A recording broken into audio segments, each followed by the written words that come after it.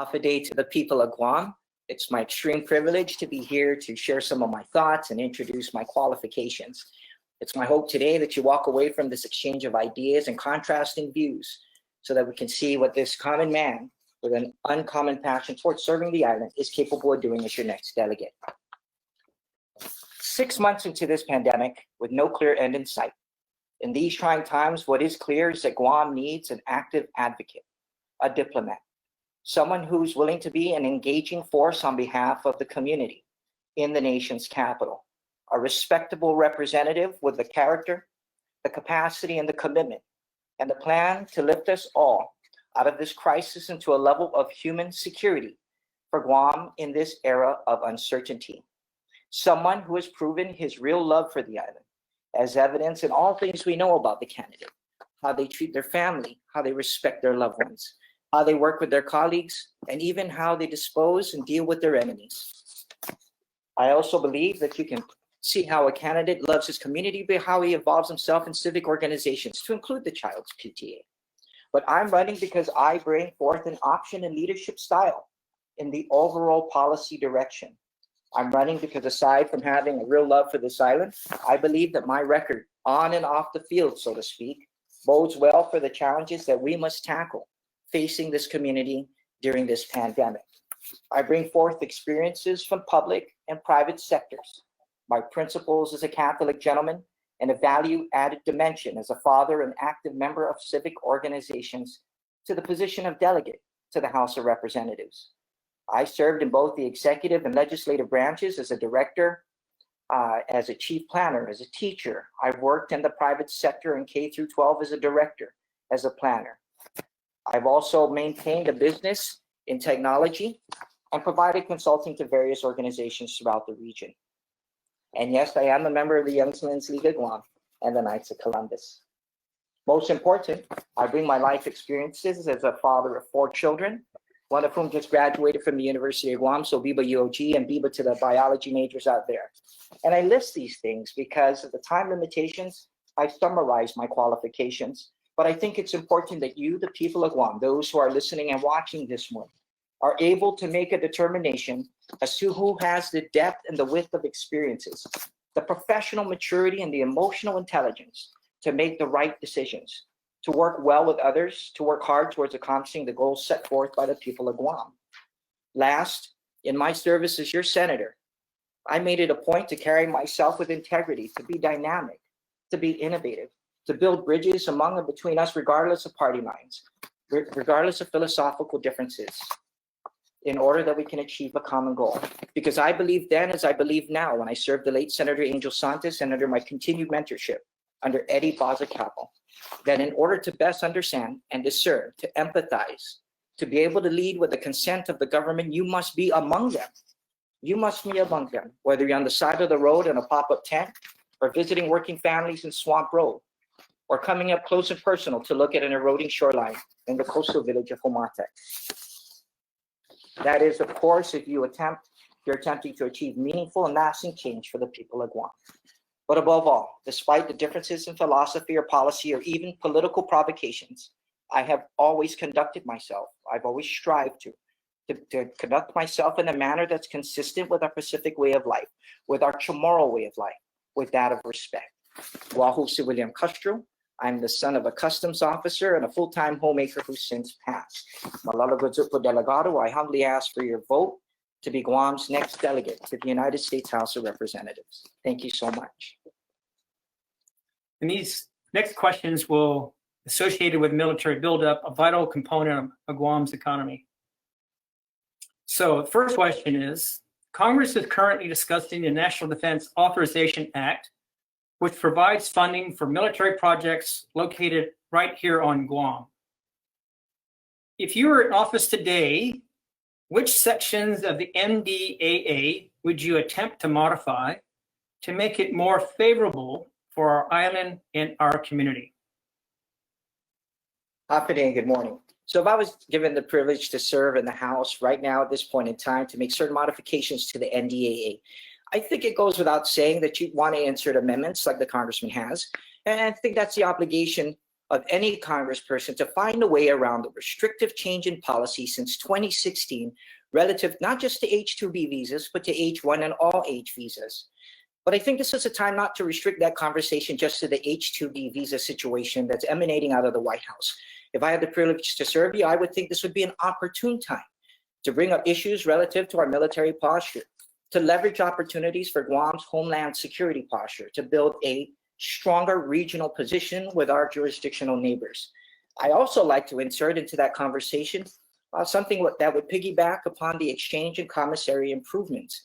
In addition to that, I think there's a case to be made that Guam should make additional investments with the assistance of the federal government in the provision of the NDAA to look at the U.S. Cyber Command mission for Guam. Last but not least, if I have the opportunity, I'd certainly want to revisit Guam's shipyard and infrastructure and optimization plan. I think this is a great time to be able to reassert ourselves as the focal point of the territory, not just the territory, but the region, for economic trade, to support military missions throughout the Pacific, and also to secure those jobs for Guam. In a nutshell, I can agree that it's been the commitment of every delegate to include the incumbent to look at the H-1B, H-2B, J-1 visas in the context of the NDAA. But as the first speaker mentioned, or the last speaker, forgive me, in terms of being entrepreneurial, this would be the opportune time. These COVID circumstances require that we assert ourselves, that we think outside the box, and that we attempt to power network to bring opportunities that are not currently before the people of Guam. This is not business as usual, and if given the privilege to do so, I'd like to bring that case to the Congress. Thank you. Thank you, Senator Castro. To answer this question, it's a three-part question, and it reads, do you believe that the present programmatic agreement needs to be modified? And if so, which sections would you recommend amending? And how would those changes impact the ongoing buildup?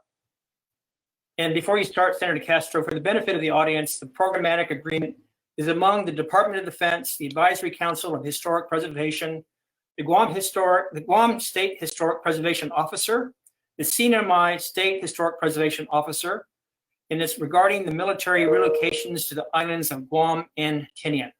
Senator, your answer, please. Hafaday, thank you so much for the question, Ernie.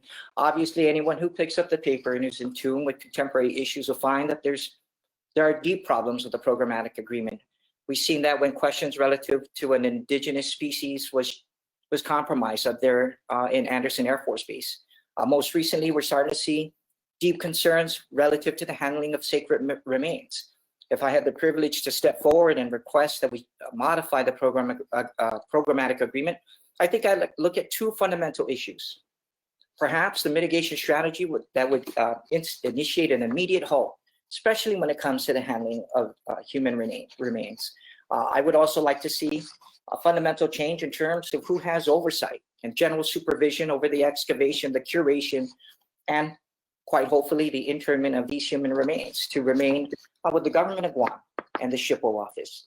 Those are the two fundamental changes to the programmatic agreement that I'd like to see happen, so that these allegations of infractions upon the mishandling of artifacts and or human remains can be examined more closely and fully investigated with the local government at the table. Thank you, Ray. Thank you, Senator Castro. Do you support the present data collection process for the preservation of historical artifacts? If not, what methodology would you support, and would this recommendation create further delays for the ongoing buildup? Hafaday, my prior response is the same, that I really believe that the current process of the Department of Defense conducting the archaeological work and data collection, especially with the handling of human remains, should shift to the local authorities. I'd like to see an improved process in the handling of human remains, one that is much more collaborative in nature, perhaps with the direct supervision of the SHPO.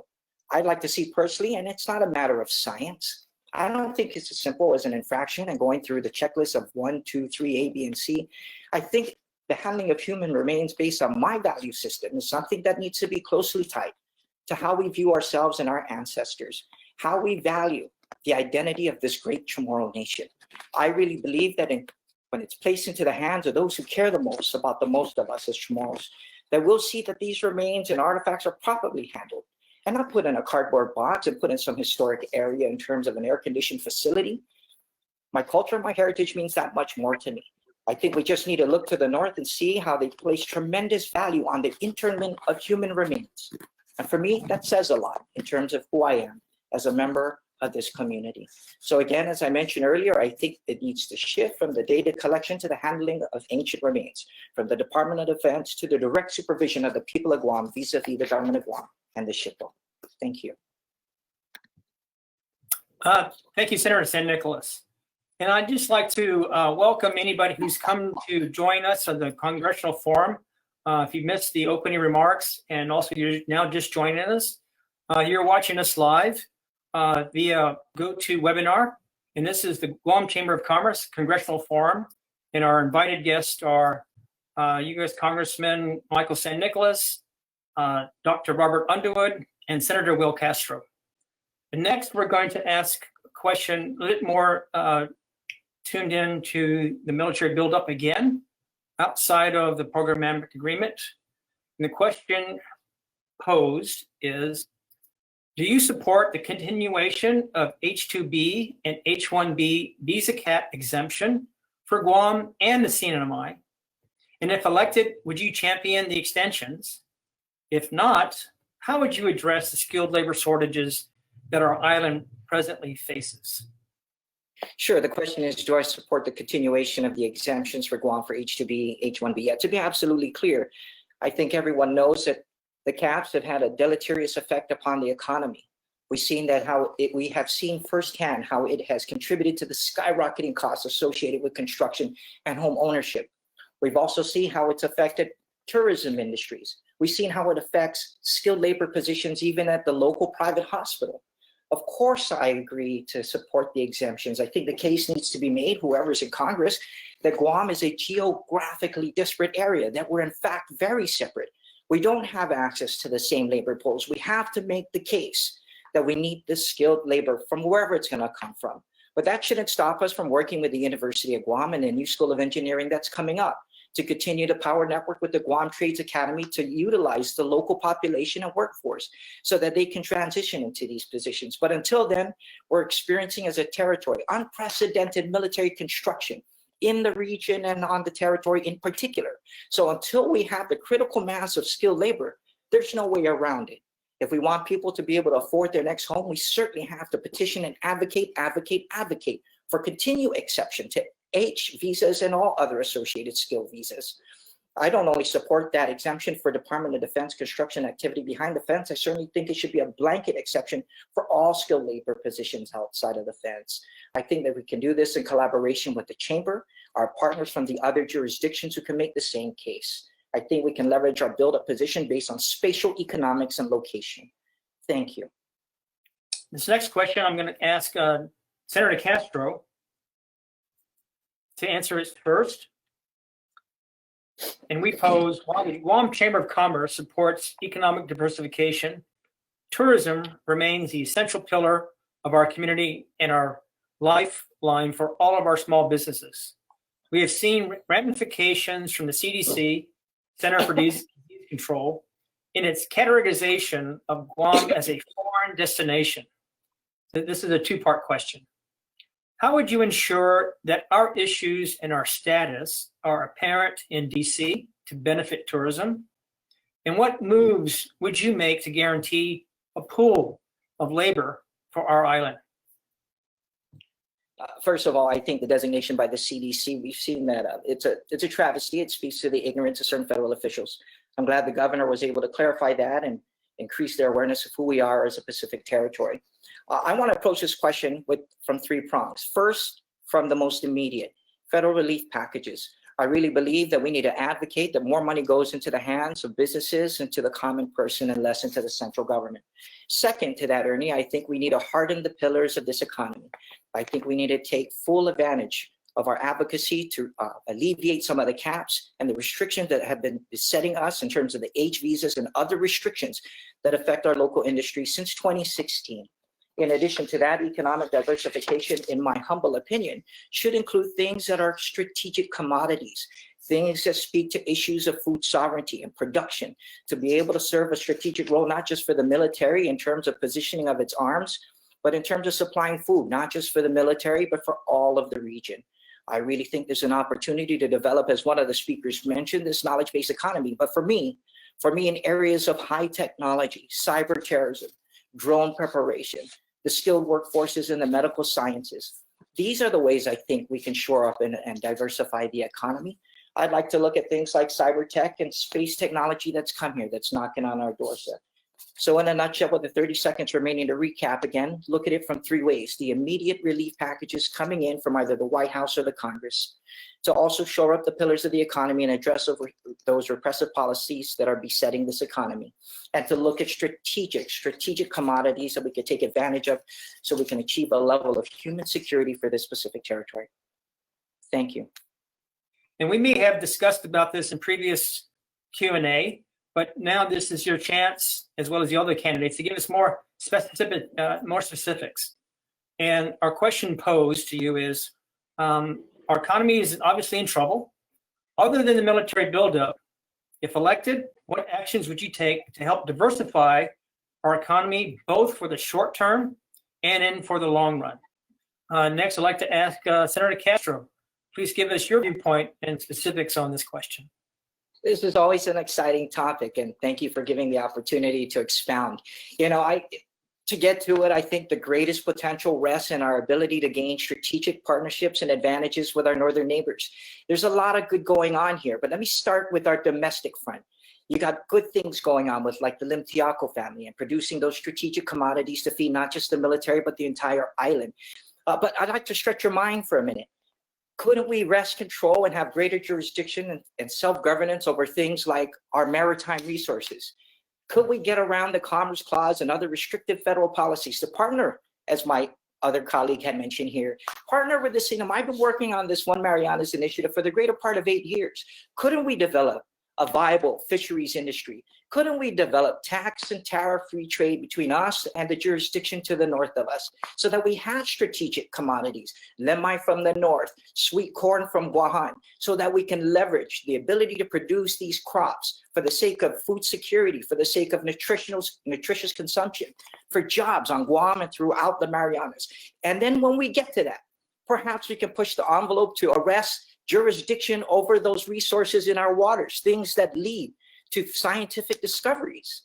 Couldn't we treat the distance between us and the neighboring territory, Commonwealth to be exact, as a sea lane, so that we can trade not just between jurisdictions, but construe that under federal policy or rule of law, or even just the rule of application as delineated by the White House, that is in fact a lane that's free of tax and tariff-free trade, because we're considered for the purposes of economic prosperity and self-sustainability as a sea lane within the state. There's so much else going on in here that I like to capitalize upon, but I think that's the key. The key to economic diversification is to lift those repressive policies that currently govern us, that currently govern trade in the territory, that currently govern how far out from the reef we have jurisdiction.